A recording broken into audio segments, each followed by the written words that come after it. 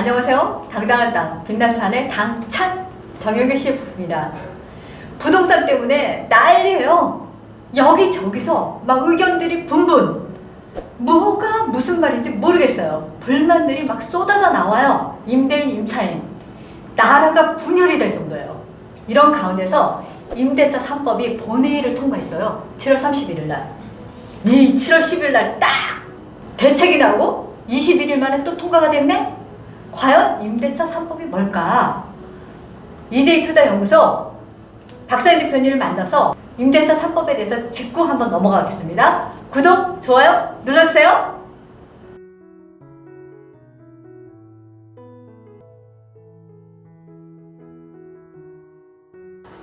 박사인 대표님, 네. 도대체 임대차 3법이 뭐예요? 이번에 발표가 났죠. 네. 본회의도 통과를 했습니다, 이번에. 본회의까지 통과가 됐어요. 네, 네. 일단 임대차 3법이 뭐가 있냐면 네. 첫 번째로 전월세 상한제가 있습니다. 전월세 상한제. 네, 그리고 네. 두 번째가 계약갱신 청구권. 계약갱신 청구권. 네, 그리고 세 번째는 전월세 신고제가 있어요. 전월세 신고제. 예. 세 가지가 있는 거예요. 세 가지가 있죠. 자, 가장 이제 이슈가 되고 있는 건 음. 뭐냐면 전월세 상한제입니다. 전월세 상한제. 네. 어. 임차인도 임대인도 뭐 그닥 좋아하지 않은 반응이긴 해요, 사실은. 왜냐하면 임대인 입장에서 봤을 때는 올릴 수 있는 폭이 네. 지금 현재의 금액, 전세 금액의 5% 내외로 올릴 수 있게끔 5% 되어 있거든요. 까지. 연 예. 5%까지 올릴 그게 수가 5% 있게끔. 룰이잖아요. 그렇죠. 5% 올리죠. 5% 올릴 수가 있고, 사실 이제 계약갱신 청구권 제도 안에 보면 또 뭐가 있냐면 2년을 우리가 계약 기간으로 두고 봤을 네. 때 계약갱신 청구권을 우리가 발의를 할 수가 있잖아요, 네. 임차인이. 그래서 계약갱신 청구를 하겠다고 하면 2년을 더 기간을 둬서 계약갱신을 할 수 있게끔 만들어 주잖아요. 그렇게 되면 약 4년을 살게 되는 거죠. 그럼 4년을 살고 난 이후에 전세금을 올리는 것에 대해서는 제약이 없어지는 거가 제약이 없다고요? 네, 그렇죠. 그러면 전월세 상한제가 네, 기존 임차인한테도 소급 네. 적용이 되나요? 그렇죠. 기존에 원래 이제 이 법이 실행되기 전에 계약이 되어 있었던 사람들이 있을 거잖아요. 그리고 이제 앞으로 다가오시는 분들도 있고 이미 이제 끝난 분들도 있겠지만 실제 기간이 얼마 남지 않았던 분들이 지금 현재 계약갱신 청구권을 요구를 하게 되면 거기에 대한 부분들은 들어줘야 되는 부분이 있고요. 나는 이제 계약을 안 하겠다, 내가 나가겠다, 올려달라고 해서 그랬든 어쨌든 그 계약을 안 하겠다고 이미 얘기가 돼서 임대인이 이미 다른 분하고 계약이 되어 있는 상태에서는 그거는 더 이상 계약갱신 청구권을 발휘할 수가 없게 되는 발휘할 거죠. 수가 없고. 네, 그렇죠. 근데 약간 궁금한 게 있는데 네, 며칠 전에 네, 네, 요번 8월 중순에 계약이 네. 끝났는데 네, 기존 임대인이 네, 올려달라 그러는 거예요. 네네. 올려달라 그러는데 얼마를 올려달라 그러냐? 12억 전세를 사는데 네. 6억을 올려달라고 했어요. 담보. 그렇죠. 근데 돈을 줬어요. 네, 네. 어떻게 해야 돼요? 자, 이미 돈이 지급이 되었다 하더라도 네. 그 지금 12억의 5% 정도만 네. 주게 되게 되면 이미 줬기 때문에 네. 지금 다시 돌려받을 수 있는 거죠. 아, 그럼 5%를 제외한 나머지는 다시 돌려받을 수가 있게 되는 겁니다. 5%만 놔두고 나머지는 다시 나머지는 다시 돌려받을 수가 돌려주세요. 있는 거. 그러면 2년 전세기간 종료 후에도 네. 전세자금 5% 네. 그럼 무조건 올려받을 수 있어요? 사실 참 그것도 애매한 게 뭐냐면 우리가 전세금에 대해서 5%를 무조건 올려달라고 얘기를 하는 건 사실 아니에요. 전세가 모든 곳이 다 5%가 올라가거나 아니면 10%, 20%, 50%가 올라가는 게 아니잖아요. 그렇죠.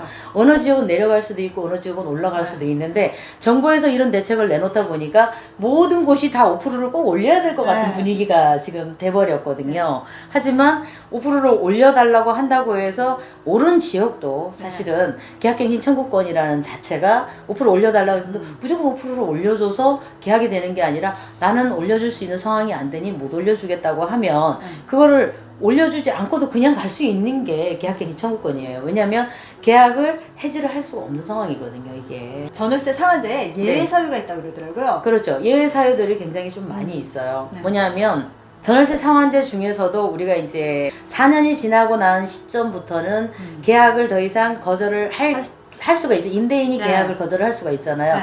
거절을 할 수가 있고 그다음에 상한제에 대한 적용을 못 받는 부분들이 사실은 예외 사유이기도 하지만 법적으로 그게 인정이 된 규제가 되는 규정이 돼 있는 사유이기 때문에 예외 사유라기보다는 그냥 정상적인 사유라고 보시면 맞다고 볼 수가 있겠죠. 계약갱신 청구권에도 예외 사유가 있대요. 네. 그 예외 사유는 어떤 그러니까 거예요? 계약갱신 청구권에는 여러 가지 예외 사유들이 좀 많이 있어요. 네. 왜냐면 직계 존속이라든지 비속 같은 경우가 가령 2년 후에 내가 계약갱신 청구권을 발휘를 하려고 했는데 뭐 가족이 들어간다든지 임대인의 가족이 들어가다니 친척은 아니고 직계 비속까지만 되는 거예요. 그래서 직계 비속? 예.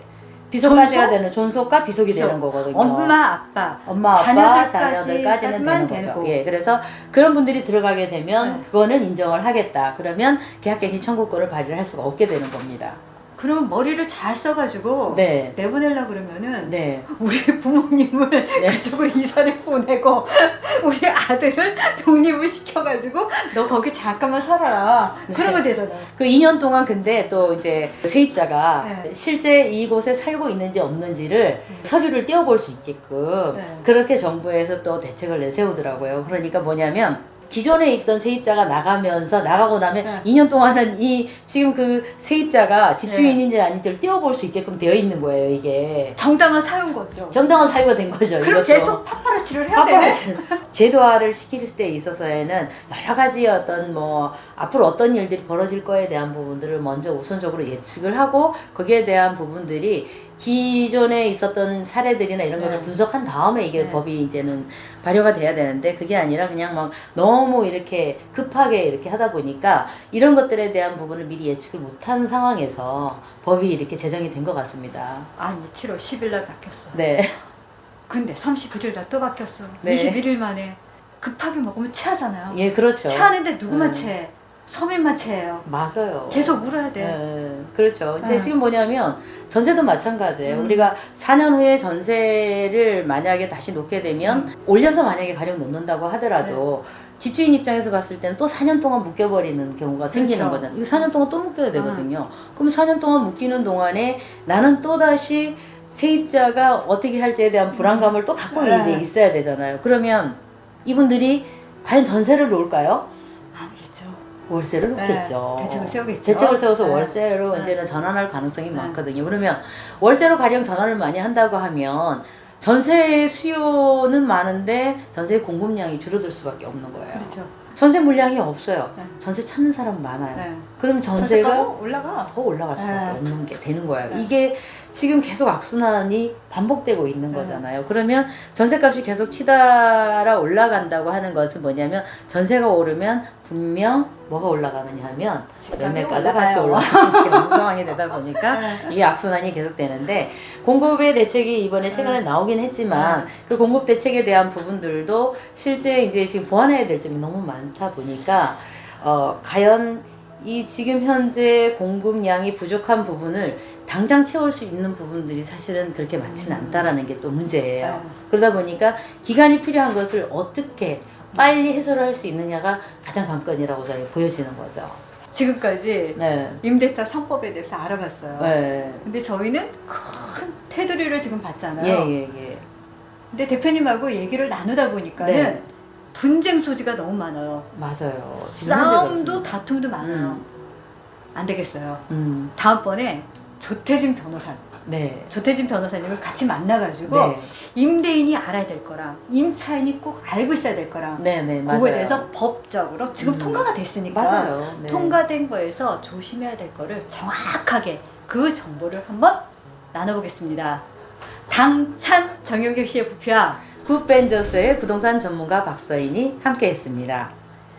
정보 잘 들어보시고 궁금하신 거는 언제든지 문의해 주세요. 굿 윗!